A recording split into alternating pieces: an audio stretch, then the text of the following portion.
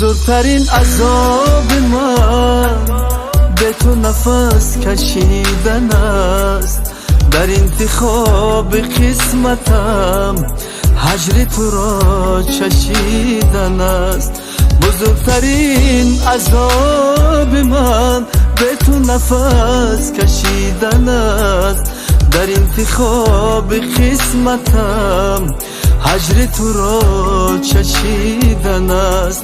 دور و کناری از برم ای دلبری خود باورم، از این غرور ناضرور تو بگذر و من بگذرم.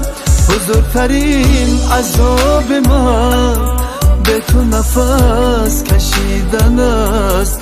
در انتخاب قسمتم هجر تو را چشیدن است.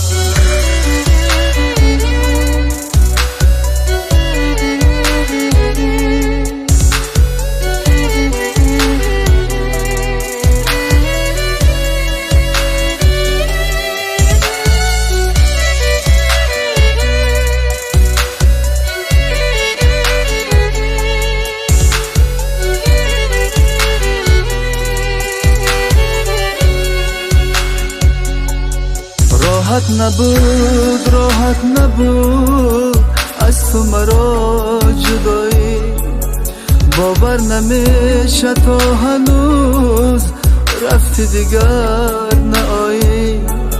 راحت نبود از تو وفا ندیدم، تا نیمه ره رسیدن و خطی وفا بریدم. راحت نبود از تو وفا ندیدن، تا نیمه ره رسیدن و خطی وفا بریدن. بزرگترین عذاب من به تو نفس کشیدن است.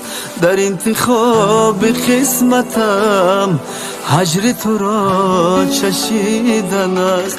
بزرگترین عذاب من به تو نفس کشیدن است.